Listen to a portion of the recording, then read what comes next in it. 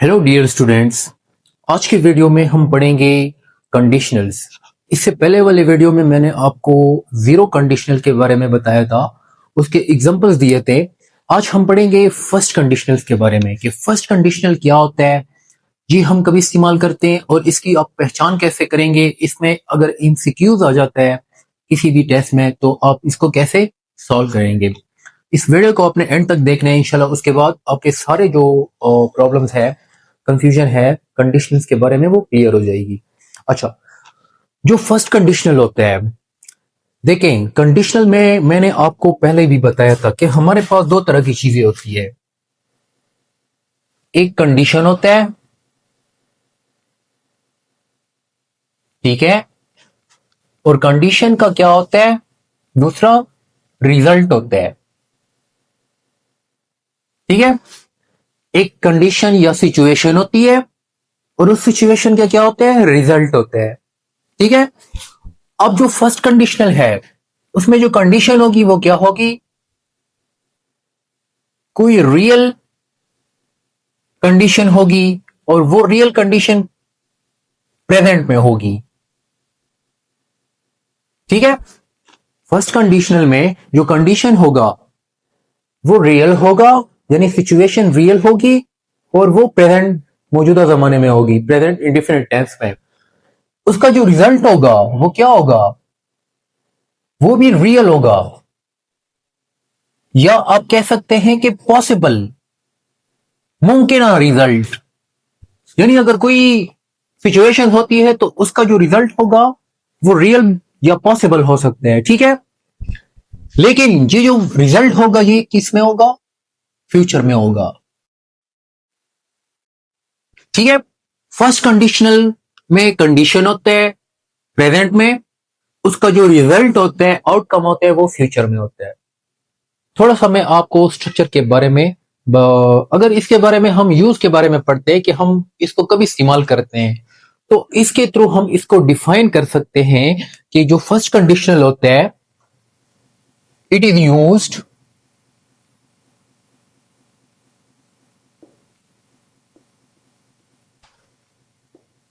to talk about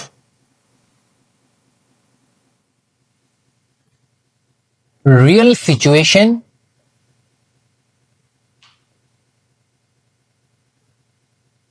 in the present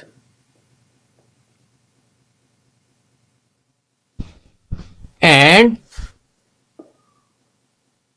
its possible outcome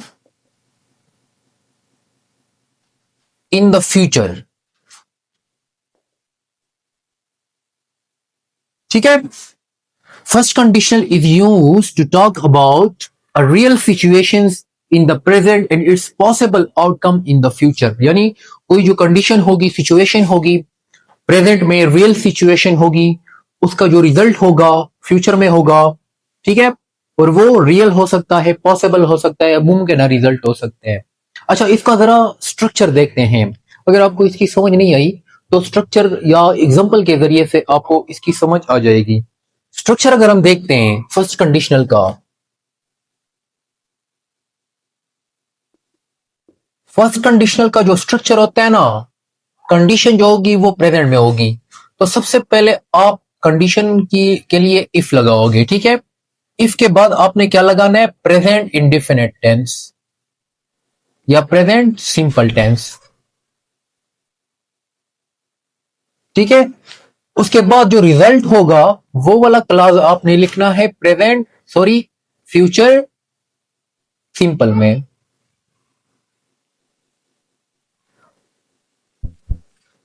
इसका मतलब है कि फर्स्ट कंडीशनल में दोनों क्लासेस डिफरेंट टेंसेस में होते हैं। कंडीशनल क्लास जो होती है इसमें वो प्रेजेंट सिंपल में होती है, जबकि जो आउटकम वाली क्लास होती है, रिजल्ट वाली क्लास होती है, वो फ्यूचर सिंपल में होती है। ठीक है, तो इफ लगाओ, प्रेजेंट सिंपल लगाओ, उसके बाद फ्यूचर सिंपल, क्या बन जाएगा, आपका फर्स्ट कंडीशनल बन जाएगा। फॉर एग्जाम्पल हम इसकी कोई एग्जाम्पल देखते हैं। अगर मैं कहूं if you if you study hard, if you study hard, ये क्या है? if आपने लगा दिया है, you study hard, ये प्रेजेंट सिंपल है, ये एक कंडीशन है, ठीक है, ये एक कंडीशन है, प्रेजेंट में है, ठीक है। अब इसका रिजल्ट क्या हो सकता है? अगर आप सख्त मेहनत करते हैं, पढ़ाई करते हैं, you will pass the test, तो आप टेस्ट पास करेंगे, ठीक है। यानी बहुत ज्यादा चांसेस है कि आप टेस्ट जो है ना वो क्या करेंगे, पास करेंगे। ये पॉसिबिलिटी क्या है, रियल है। अगर ये कंडीशन होगी, यानी अगर आप पढ़ेंगे तो उसका जो रिजल्ट होगा वो क्या होगा, you will pass the test, ठीक है। कंडीशन रियल है, प्रेजेंट में है, उसका जो आउटकम है वो भी रियल हो सकता है, पॉसिबल हो सकता है, ठीक है। अच्छा, अब इसमें देखें जो कंडीशनल क्लॉज है, जी अगर आप पहले लगाओगे तो इसके बाद कॉमा लगाओगे, लेकिन अगर आप ये वाला क्लॉज पहले लगाओगे तो फिर आप कॉमा नहीं लगाओगे। फॉर एग्जांपल इसको मैं इस तरह भी लिख सकता हूं, you will pass the test if you study hard, ठीक है। दोनों का मतलब सेम ही होता है, बस अगर आपने इफ वाला क्लॉज पहले लगाना है तो उसके बाद कॉमा लगाना है, ठीक है। अच्छा, दूसरा एक एग्जांपल देखते हैं।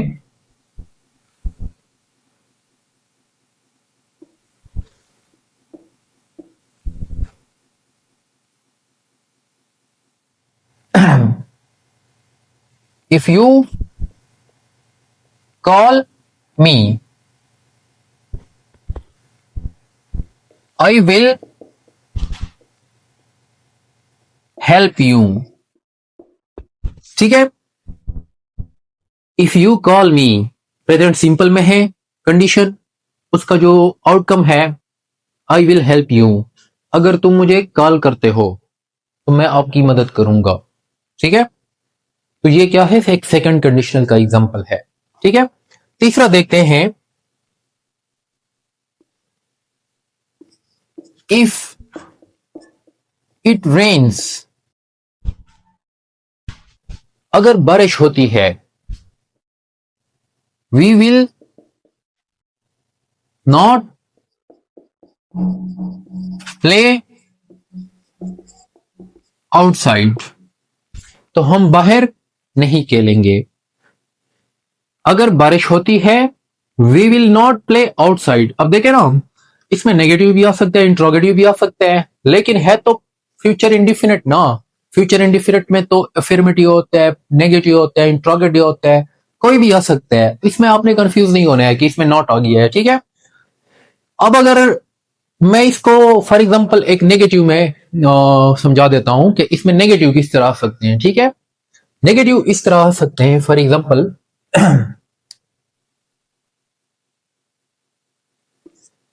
अगर मैं कहूं if it does not rain, अगर बारिश नहीं होती है, वी विल प्ले क्रिकेट, तो हम क्रिकेट खेलेंगे। If it does not rain, present indefinite में है, आपने इसको नेगेट किया है, अगर बारिश नहीं होती है, एक कंडीशन है, तो फिर आप क्या करेंगे, वी विल प्ले क्रिकेट, तो फिर हम क्रिकेट बाहर खेलेंगे, ठीक है। अच्छा, इसमें फॉर एग्जांपल इसमें एक इस तरह की सवाल भी आपसे पूछा जा सकता है, आपसे सवाल भी पूछा जा सकता है सेकंड फर्स्ट कंडीशनल में, इस तरह for example if you lose your job, अगर तुम अपनी जॉब खो देते हो, व्हाट विल यू डू, तो फिर तुम क्या करोगे। If you lose your job, अगर तुम अपनी जॉब मतलब कि तुम्हें जॉब से निकाल दिया जाता है, तो फिर तुम क्या करोगे। इसको आप इस तरह भी लिख सकते हो, what will you do if you lose your job.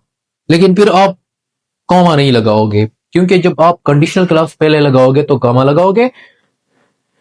अब मेन समझाने का मकसद ये है कि आपने पहचान करनी है। एमसीक्यूज आ जाते हैं, फॉर एग्जांपल एक क्वेश्चन दिया होता है if you lose your job, आगे लिखा होगा व्हाट, फिर विल नहीं लगा होगा, यहाँ पे डैश होगा, यू डू लिखा होगा। यहाँ पे तीन ऑप्शन होंगे, विल लिखा होगा, वुड लिखा होगा, कुड लिखा होगा, या फिर कोई और चीज लिखी होगी। अब अगर आपको स्ट्रक्चर का पता है कि ये सेकंड कंडीशनल फर्स्ट कंडीशनल है, तो फिर आप इजीली क्या कर सकते हैं, इसको सॉल्व कर सकते हैं। तो आई होप कि आपको जो है ना ये वाले एग्जांपल्स समझ आए होंगे।